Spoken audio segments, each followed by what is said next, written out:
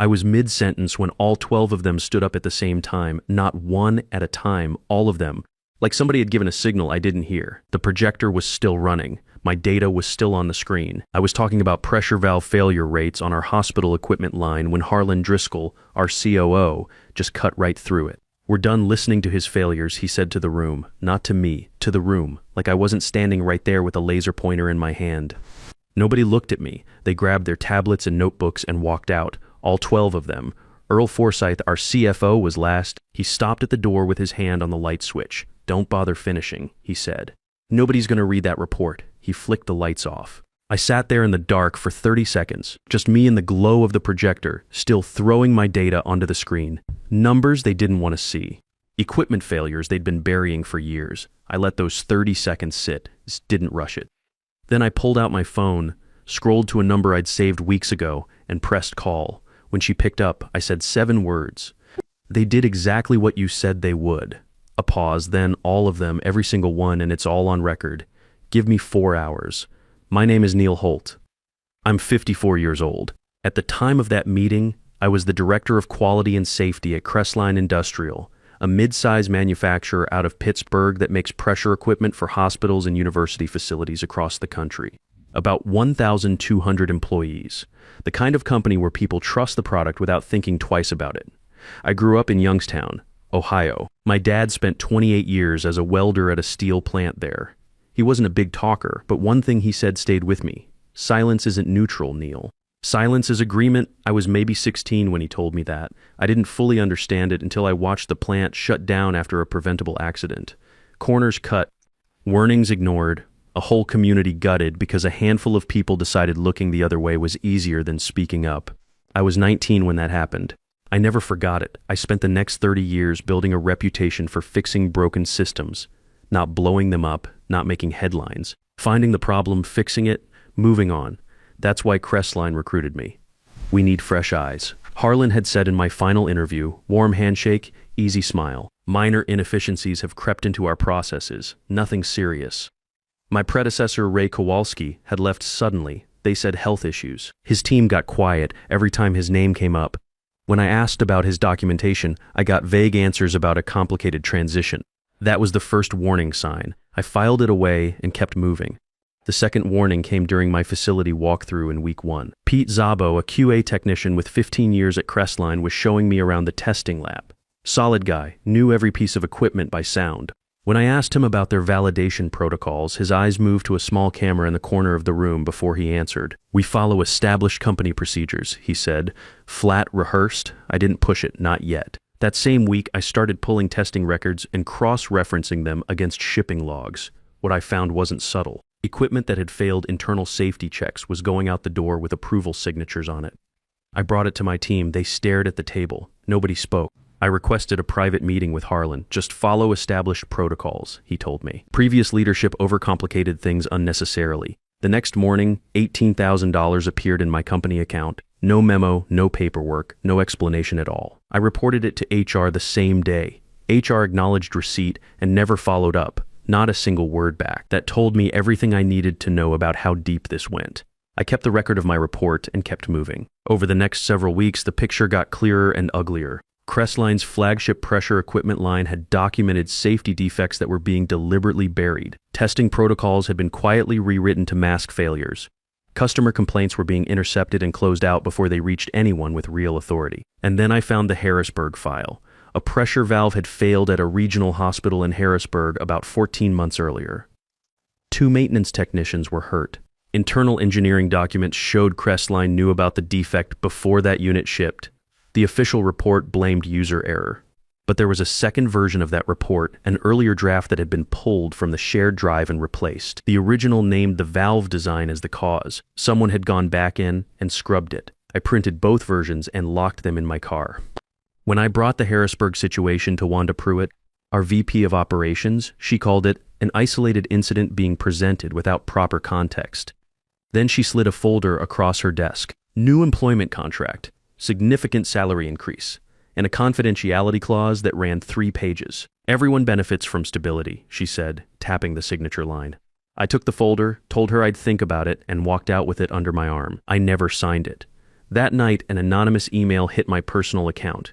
It contained the original Harrisburg report, the real one, along with a short note. Ray wasn't sick. I tracked down Ray Kowalski's wife through a mutual contact in the industry. She lived about 40 minutes outside Pittsburgh. We talked on her front porch for nearly an hour. Ray hadn't been sick. Not even close. He'd been given a choice: sign a settlement with a full gag order and walk away with $95,000 or face a manufactured fraud claim that would end his career and cost him everything he had. He took the settlement. He had 2 kids in college and a mortgage. I didn't blame him for a second. But before he signed, Ray spent 3 weeks doing something smart. He encrypted every document he'd gathered and set up a dead man switch, a digital timer. If he didn't log in and reset it every 30 days, the files would automatically send to a list of recipients he'd chosen. He reset it faithfully for about 2 months after leaving. Then, around the time I started at Crestline and reached out through a back channel, he stopped resetting it on purpose. He wanted those files to move. He just needed to know someone on the inside was ready. One of those recipients was Gail Mercer, the lead investigator at the federal regulatory agency overseeing our industry. She'd already been building a case on Crestline for months before I arrived. When Ray's files landed in her inbox, she had the foundation. What she didn't have was a current inside source who could document what was still happening in real time. That's where I came in. Our first call lasted just under 2 hours. We were both careful. We both knew that going at Crestline directly wouldn't work. They had layers of outside attorneys, a compliant board, and years of practice making problems disappear quietly. What we needed was for the executives to incriminate themselves on record, in a setting where every word was documented and there was no way to walk it back later. The plan was straightforward. I would request a formal presentation to the full leadership team. I would lay out my findings clearly and professionally, and I would hold back one piece of evidence, the most important one, and save it for the board. Over the following weeks, I kept building the file. I documented every altered record I could find. I photographed physical equipment that had been stamped approved despite failing pressure tests. I saved every email chain that referenced the Harrisburg incident, including one where Earl Forsyth wrote that the situation needed to be handled the same way we handled the Franklin County issue in 2019. I didn't know what the Franklin County issue was yet, but I wrote it down. I also started paying closer attention to Crestline's outside vendor for equipment certification. A firm called Bright Path Compliance Solutions had been rubber stamping Crestline's external audits for 3 consecutive years without a single finding. I pulled their incorporation records. The sole owner was listed as Diane Forsyth, age 34. Earl Forsyth's niece. I had the invoices. I had the audit reports. I had the dates. It was a clean conflict of interest, documented in black and white. And it meant that every external certification Crestline had received in 3 years was worthless. I kept that one quiet too. The piece I was most careful with was a set of compliance approval documents from the previous quarter. Equipment batches that had failed internal pressure testing had been signed off anyway. The signature on those documents belonged to Cody Driscoll, Harlan's son, who had been placed in a compliance officer role 6 months earlier despite having no background in engineering or safety. He was 32. His only prior experience was a sales coordinator position at a logistics company. I did not put Cody's name in my presentation deck. I pulled that slide out the night before the meeting and saved it separately. If I showed that to Harlan in a room full of people he controlled, it would disappear before the day was over. I needed to show it to the board, with federal investigators already in the building and nowhere for anyone to run. The morning of the presentation, I got to the parking garage early. Pete Zabo was waiting by my car. He looked like he hadn't slept. He checked over both shoulders before he said anything. "They're setting you up," he said quietly. "Harlan already has your termination paperwork on his desk. They've been telling people for 2 weeks that your report is just noise, that you've been struggling since you got here and you're looking for someone to blame." I asked him why he was telling me. He looked at the ground for a second. Because Ray tried to do the right thing too. His voice was steady but tight. He didn't deserve what they did to him. He walked away before I could say anything else. I went upstairs, made one final check of my slide deck, confirmed the Cody Driscoll slide was saved separately on a drive in my jacket pocket, and walked into the conference room at 2 p.m. I got 20 minutes in before they all stood up. After the call with Gail, I sat alone in that dark conference room for another minute or so. The projector was still running. The last slide on the screen showed a comparison table, approved shipments on the left, actual test results on the right. The numbers didn't match. They never matched. That was the whole problem. I turned the projector off, gathered my materials, and walked back to my office. Wanda Pruitt was already there, sitting in my chair. That was quite a scene. She said, turning my monitor slightly toward her, like she was settling in. "Not surprising, given your approach." I set my folder down on the edge of the desk and waited. She told me my position had been terminated effective immediately. Security would be up in 20 minutes. All materials I had gathered during my employment were company property and needed to stay in the building, personal notes included. We own everything produced during your employment, she said. That's standard. I nodded, didn't argue, didn't say much at all. Something about how calm I was made her pause at the door. You've made enemies of people who don't forget Neil. People with reach across this entire industry. I'd think carefully about what comes next. Is that a threat? It's just reality.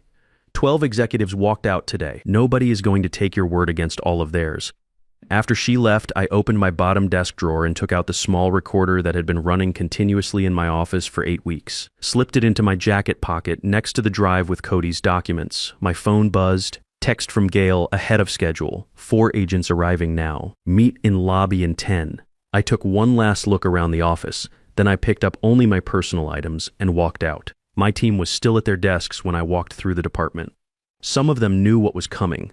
Others thought they were watching me do the walk of shame out the door for the last time. I kept my pace steady, didn't look rushed, didn't look beaten either. Pete caught up with me near the elevator bank. They're already saying you tried to blame production for design problems, he said, keeping his voice low. Harlan sent a message to the floor supervisors 10 minutes ago. Said your replacement starts Monday. The elevator opened. Sometimes you have to let people think they've won, I said, stepping in. Before they find out they haven't, the doors closed. The lobby was moving at its normal afternoon pace when I came out. That lasted about 90 seconds. Then the front doors opened and 4 people in dark suits walked in behind Gail Mercer. Her badge was already out before she reached the security desk. Federal Regulatory Enforcement. We have a warrant to access company records and conduct interviews. The security guard reached for his phone. Within 3 minutes, the lobby had turned into something else entirely. Employees stopped walking. Phones came out. Someone from legal came running off the elevator, still buttoning his jacket, demanding to see paperwork. Gail handed it over without breaking stride and kept talking. Her team split toward the elevators with 2 very unsettled legal reps trying to keep up. Harlan came down 9 minutes later. Red-faced, moving fast, hissing instructions at a junior attorney who looked like he was already calculating how quickly he could transfer to a different firm. When Harlan spotted me standing near the reception desk, he walked straight at me. You have no idea what you've started, he said. Quiet, controlled, the way people talk when they're trying not to look like they're losing it in public. You signed confidentiality agreements. Anything you passed along to outside parties is a clear violation, and we will pursue it. Everything I shared went through proper mandatory regulatory reporting channels, I said. Standard disclosure protocol. Nothing outside what the law requires. He processed that for a second. The color shifted in his face. This company has survived worse than one disgruntled employee. Neil, I'm not disgruntled, Harlan. I'm doing exactly what you hired me to do.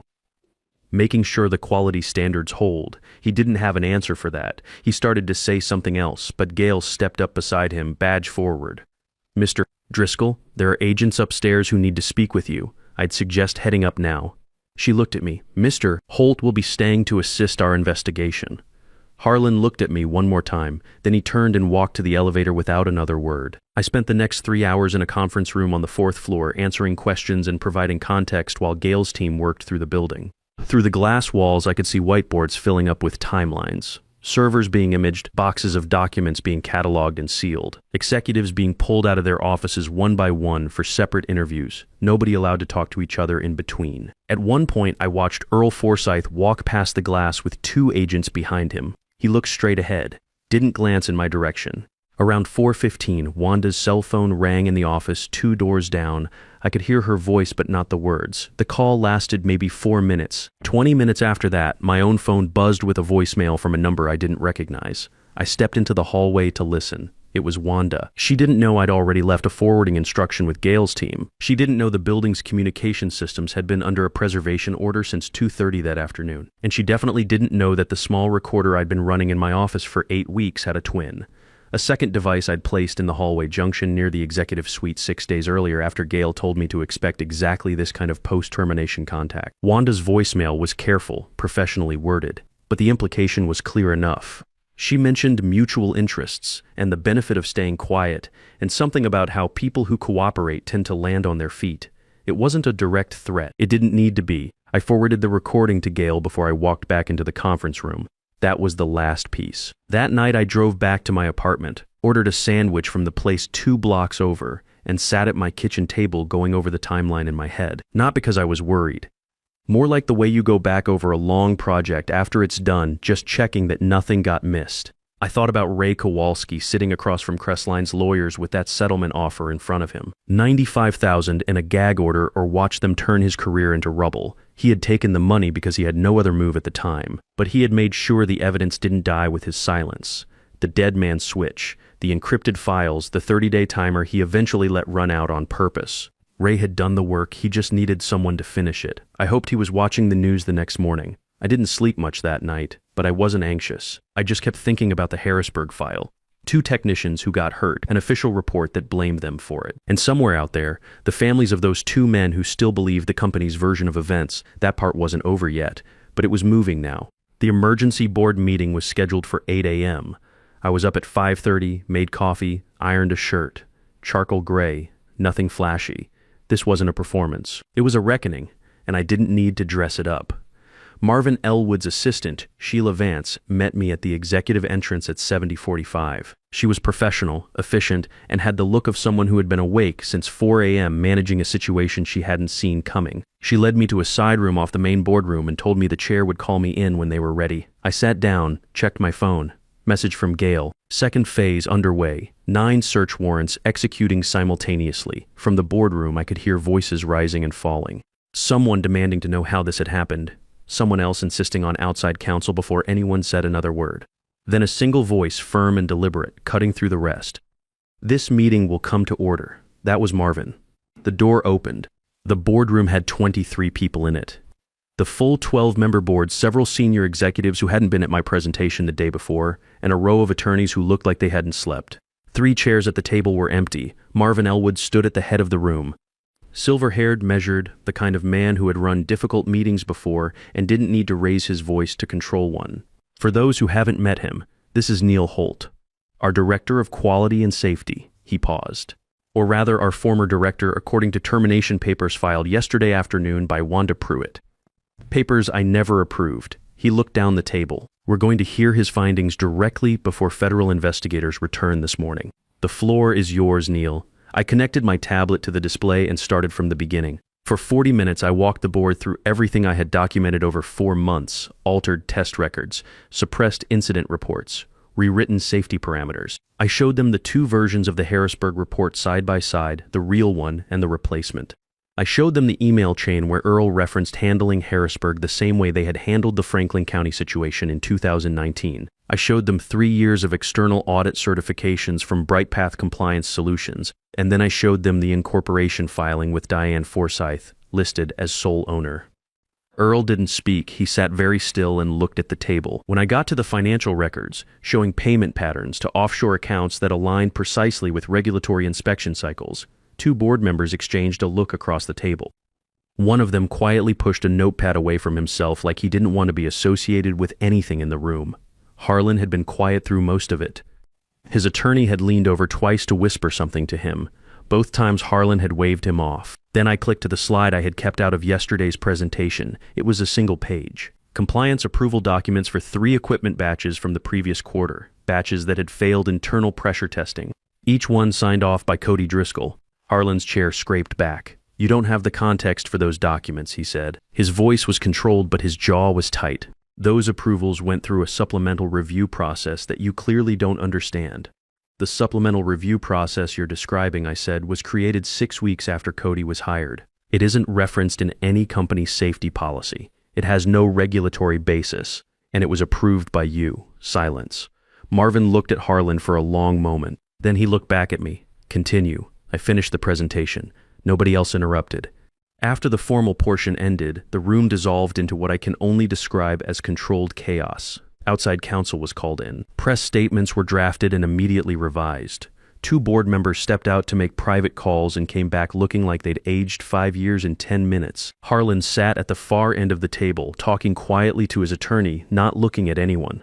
I sat off to the side with Gail's team lead, answering follow-up questions and watching. By noon, trading of Crestline stock had been halted. By 2 p.m., 6 resignation letters had landed on Marvin's desk, Wanda's among them. By 4, federal prosecutors announced preliminary charges against 4 executives. Harlan and Earl were both named around 4:30, I watched Harlan walk through the main floor on his way out of the building. The plant supervisors and floor workers were visible through the windows of the production area below.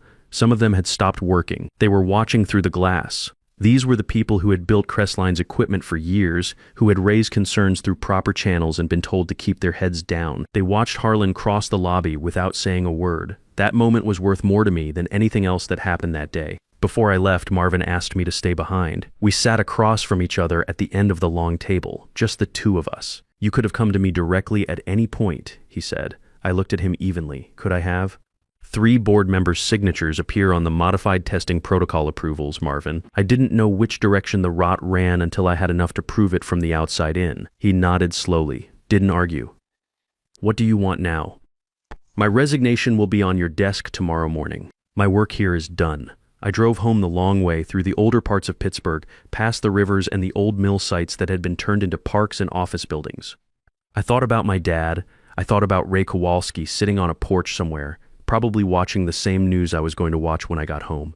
I hoped it felt like something to him. It did to me. The next morning my phone rang. Number I didn't recognize. Is this Neil Holt? It is. This is Dr. Ted Calloway from Memorial Hospital in Harrisburg.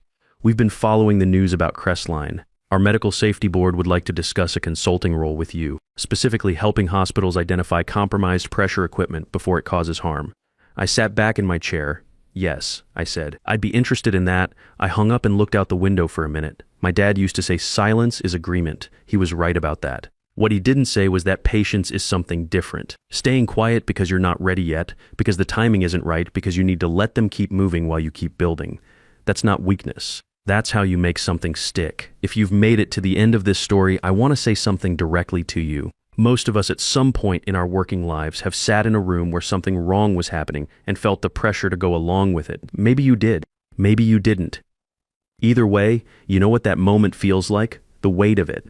The cost of speaking up versus the cost of staying quiet. What I want you to take from this is simple. The truth doesn't expire. It just waits for someone with the patience to carry it to the right place. If this story meant something to you, leave a comment. Share it with someone who needs to hear it. And stick around. There's more where this came from.